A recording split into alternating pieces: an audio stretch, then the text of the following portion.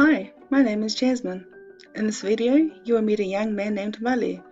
My team and I will explain the basic principles of both narrative and behavioural therapy, how they can be applied to Vale's problem, and then I will make a recommendation as to which therapy I believe is best for Vale and why. Meet Vale. He's 11 years old, of Samoan descent, and the third child in a family of 6. Vale has recently been presenting angry outbursts with others in his class. The class dean witnessed Vale hitting another boy and heard him swearing at some girls. Vale's teacher says that Vale is usually well behaved, but over the past month he has been looking angry, worried, and reacting in negative ways. When the teacher tries talking to Vale, he says he's fine. The teacher also explained that Vale's brother is going to court soon, and she thinks it's for shoplifting. So let's take a look at narrative therapy. What is it? It's a method of therapy that separates a person from their problem. It encourages people to rely on their own skills to minimize problems that exist in their lives. People's life experiences become their stories. The meaning they give the stories is what shapes a person's identity. In narrative therapy, the client is assigned the role of narrator, which allows them to discover their life purpose as they hear themselves telling their own life story. In 2011, Bishop states, narrative therapy is based on postmodernism, which essentially says that there is no set objectivity. We create reality based on agreed upon beliefs that we transmit through language. Let me now introduce you to the guys who developed narrative therapy in the 1970s and 1980s. That is Michael White in the red shirt, he's an Aussie, and David Epstein in the cool green shirt is a Kiwi. Both Michael and David are family therapists. Let's take a look at some of the underlying assumptions of narrative therapy. A counselling approach that believes that people have the answers to their problems already, they just need help to see them. In other words, people are the experts in their own lives. People can rewrite their stories by becoming the primary author of their own lives. Other assumptions are that problems are formed in cultural contexts like race, class, sexual orientation, gender, and disadvantage, as opposed to being rooted in a person's childhood. The person is not the problem is the problem, or externalizing the issues.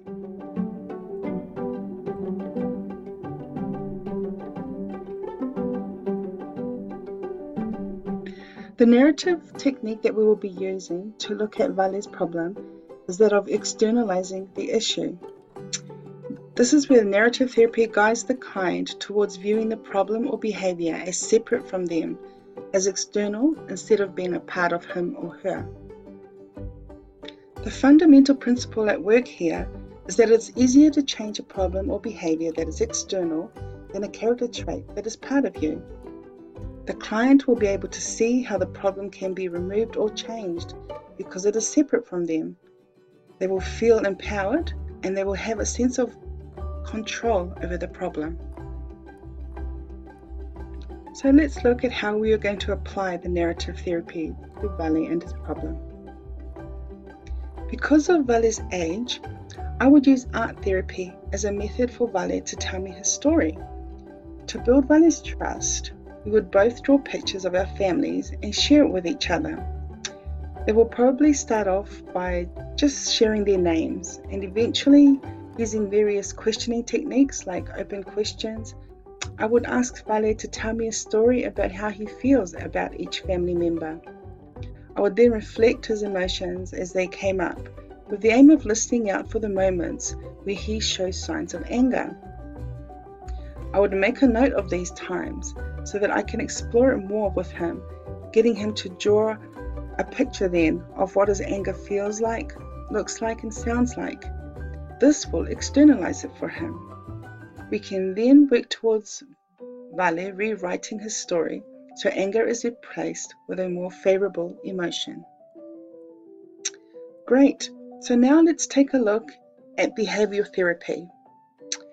Behavioural therapy is a structured approach that looks at a person's activities to help them change their negative feelings by changing their maladaptive behaviours to positive ones. The aim of behavioural therapy is to increase the individual's engagement in activities that create positive experiences. So, who developed behavioural therapy and when? Well, it had its beginnings in the early 1900s and became established as a psychological approach in the 1950s and 1960s. At this time, it received much resistance from the current school of thought, which was psychoanalysis. There have been several people that have contributed to the development of behavioural therapy. There was Ivan Pavlov, famous for classical conditioning. Then there was John B. Watson, who's been described as the father of behaviourism. He used Pavlov's principles of classical conditioning, as well as emphasizing that all behavior could be understood as a result of learning. Watson's famously controversial research involving the study of young Albert developing a fear of rats in him, which he later extinguished. Skinner developed the theory of operant reinforcement theory, which is the notion that now how often behavior is executed depends on the events that follow that behavior.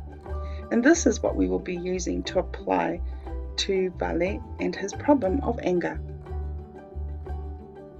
Dollard and Miller provided more understanding to behavioral theory by identifying habitual response and the four elements in behavior, which are drive, cue, response, and reinforcement. Wolper describes a process known as reciprocal inhibition, which is when eliciting a novel response brings about a decrease in the strength of a concurrent response. He also developed the therapeutic tool of systematic desensitization, which is used in the treatment of phobias. Bandura applied the principles of classical and operant conditioning to social learning. Basically, people learn behaviors through observation of others' behaviors, also known as modeling. So let's take a look now at some of the underlying assumptions of behavioral therapy. Firstly, behavior is learned, and so it can be unlearned. Next, negative emotions lead to negative behavior, and positive emotions lead to positive behavior. Other assumptions are that cognitions can cause and affect behavior. They can be measured, monitored, and altered. And cognitions can change, and so behaviors can change too. This brings us to operant conditioning. Operant conditioning is a method of learning that occurs when the rewarding and punishing of behavior, through the rewarding and punishing of behavior.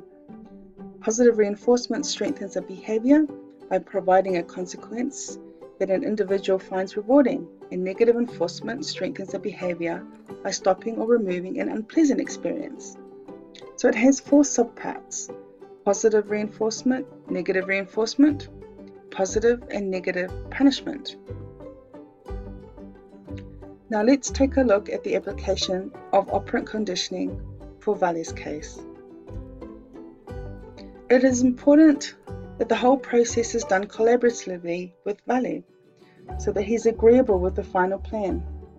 After using active listening skills and open questions to help understand what Vale's anger looks, sounds, and feels like for him, I would then explain how behavioral modification works and what it entails.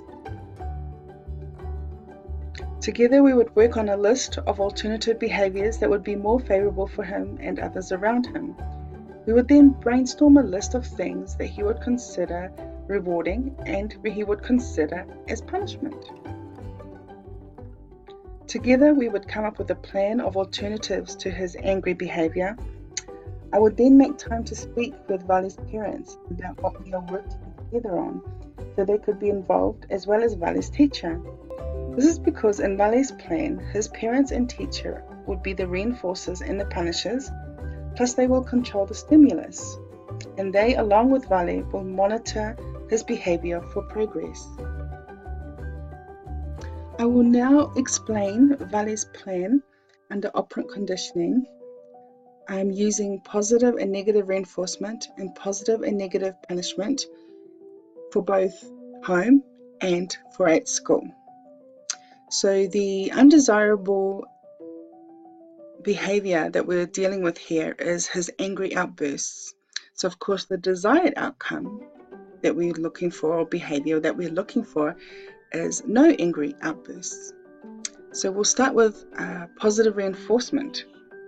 For home, it would be to get a ride, that he would be able to ride shotgun all weekend with his family wherever they went that weekend.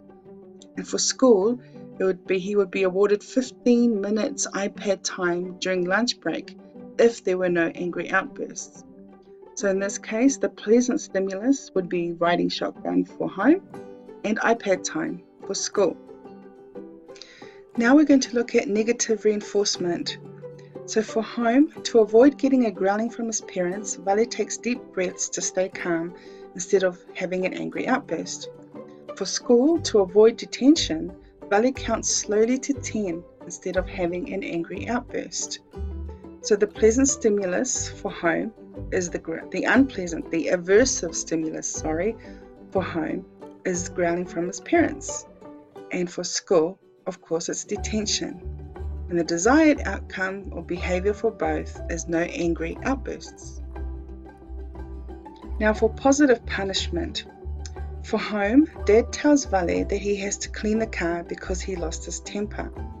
And for school, Vale is given extra homework because he had an angry outburst. The aversive stimulus for home was cleaning the car. And for school, extra homework. The undesired behavior that occurred was an angry outburst. And finally, we'll look at negative punishment. For home, Vale has 30 minutes cut off his TV time for having an angry outburst. And for school, Vale loses his iPad time for that week because he had an angry outburst. So the pleasant stimulus that he loses out on, for home, it's TV time. And for school, it's iPad time. And the undesired behavior is angry outbursts. So just to summarize, behavioral therapy in conjunction with art therapy is a lot of fun, and it can go deeper to the root of Vale's anger. However, the number of sessions would depend on Vale's level of engagement in telling of his story, plus his availability. Thus, there is no set time frame for the duration of Vale's therapy. This would also require a commitment from his parents to get Vale to his therapy sessions, which could be challenging seeing that they have 5 other children to look after. There is also no structured monitoring system that can measure Vale's progress, and so it cannot be clearly explained to his parents when they ask. Looking at behavioral therapy operant conditioning, the punishment reward system is: the punishment and reward systems are concise, easy to understand, and relevant to Vale because it is customized to his age, his activities, preferences, and lifestyle. The goals are monitored and measurable for all parties involved. And finally, this approach is very structured and practical. This is why I would choose behavioral modification operant conditioning for Vale's anger management problems. I hope you've enjoyed this video.